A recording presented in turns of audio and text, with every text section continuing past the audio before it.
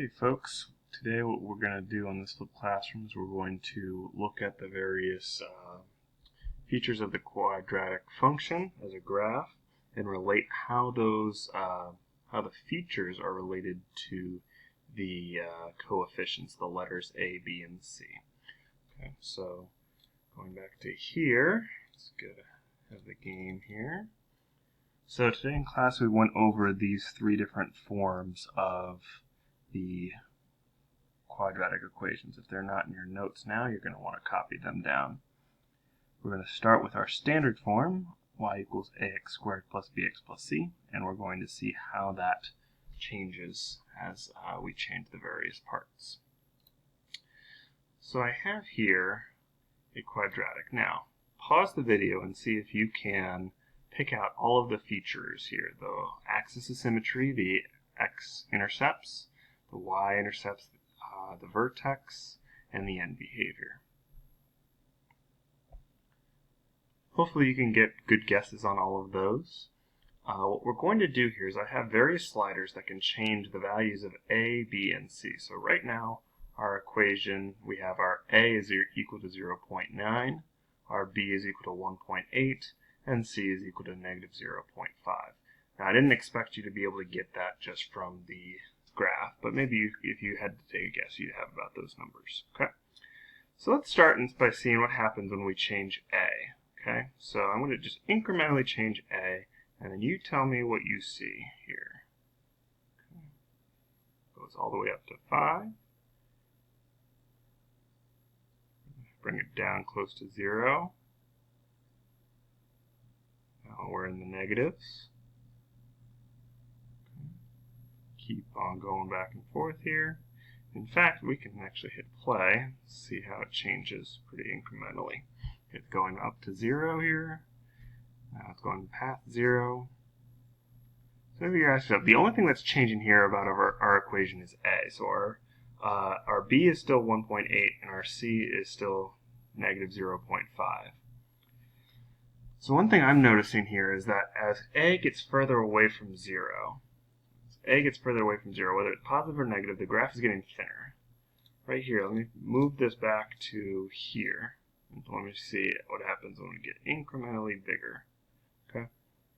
Now the reason for that is we would expect this to happen because this means that our graph is growing faster. If our parabola is going to be thinner, that means our x values as we plug them in go higher up. Okay, so look at where 1 gets mapped to. It's already off the graph. It's somewhere around 5. Okay, but if I bring it down close to 0, maybe 0.6, now our 1 happens to be right around 1.5. Okay, so we would expect that as A gets bigger, then we grow pretty fast. Okay. Another thing that you probably have noticed that as we hit that 0 and it goes to negative, our graph completely flips over. Okay, which we talked about a little bit last week. We said that the A value, the first coefficient in our quadratic, controls the concavity of the graph. And remember, concavity means it's the general direction of our graph. If it's concave up, our end behavior is going up towards infinity. If it's concave down, our end behavior is that in both directions we're going to negative infinity. So let's pause that and make sure we've got those notes written down here. Okay. So the first thing we want to see is that A controls a few things. It controls the width and the concavity. So again, the further we get from 0, it becomes thinner. So let's be clear about this. If we're talking about negative 10, that's pretty far away from 0. And it says just as far away as positive 10 from 0. So if I'm looking at the width of the graph here, back to the GeoGebra, if I'm looking at 5, it looks pretty thin. If I look at negative 5, it's equally as thin. Okay, so it's not so much how negative or positive it is, it's the distance from 0, because even if I get really close to 0 on either side, either the negative side or the positive side, the graph gets pretty wide. Okay, but the further I get away from 0, either positive or negative, we have it becomes thinner. Next thing is that if the A is positive, then the graph is concave up. If it's negative, it's concave down. Okay, so let's reset this a value to 1. Okay, so it was around 0.9 before, but 1 will be pretty much the same thing. Okay, so the next thing, I'm actually going to skip to C because B is a little bit more complicated, but I want to talk about C really quickly. Let's see what happens when we make C a little bit bigger. We notice about the graph. Okay, that's interesting. Moving it down. Okay, very good. So let me just hit play here and see if you can tell what's happening. I've made it a point to identify both the axis of symmetry and the vertex so that you can kind of see what's going on here. So notice, I want you to notice that it's certainly going up and down. I think we all see that. Okay.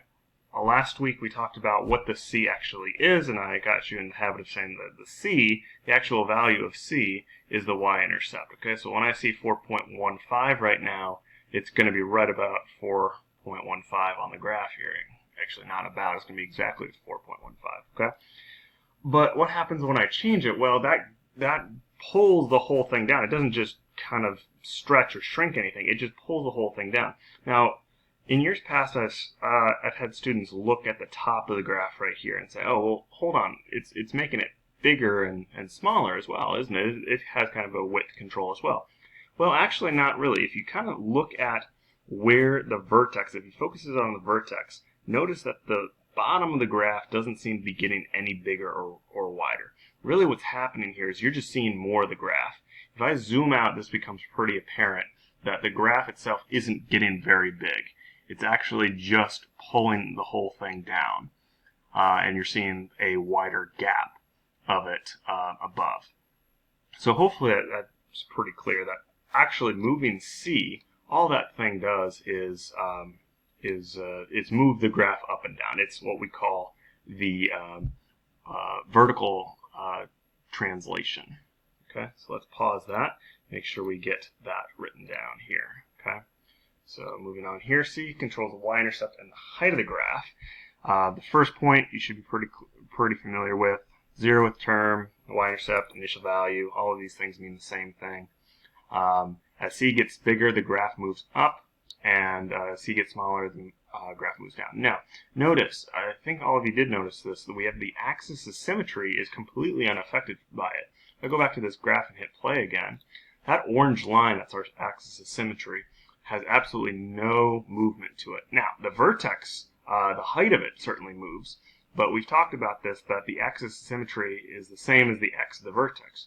So right now, all we know that C does is it can move the graph, including the vertex, up and down. But the axis of symmetry, not so much. No changes there. Okay? Okay, so that will leave us on C. So let's actually go back to our GeoGebra and see what happens when we have when we move B. So B is kind of the weirdest one. So I'm going to reset this, make sure that the recording is on here.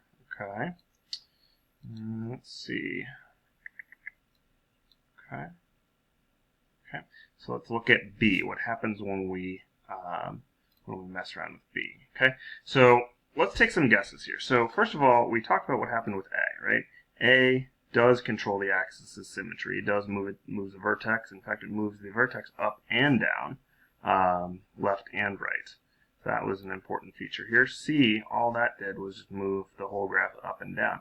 So maybe take some predictions here as to what type of transformation we have to do last here. We have our A, which makes the graph wider or thinner. It does have some movement on the graph here in all directions.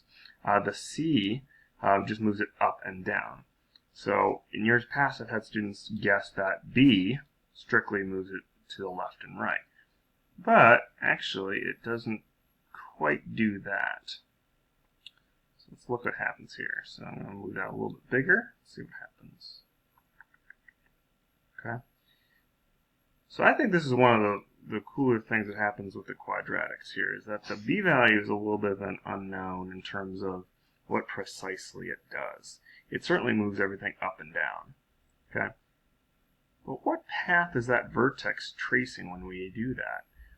This is pretty neat. So I can do that. I can actually turn on a trace for our vertex.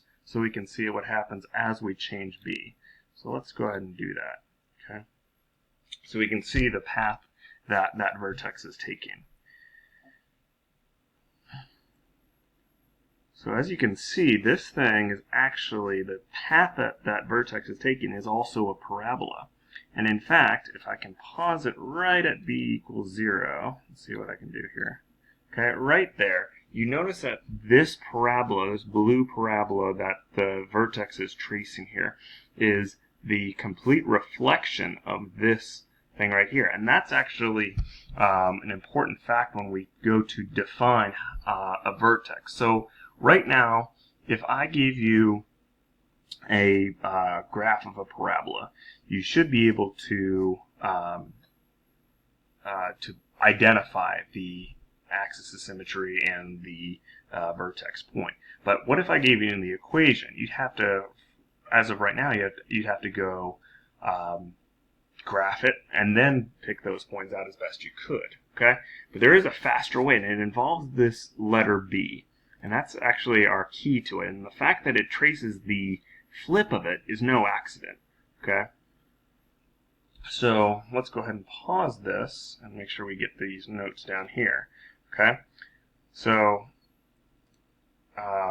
let's make sure I got it here. Okay, so it moves the vertex left and right and up and down.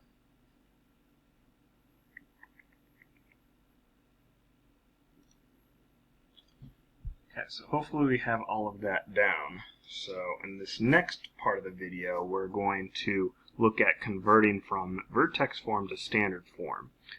This is actually a little bit of algebra involved in that, but it's actually pretty helpful because now the easiest point to identify on a quadratic is the vertex. So if we can figure out the vertex on our graph, it's going to be a lot easier to be able to pull up the equation, any equation of our vertex, or of our parabola based on that vertex.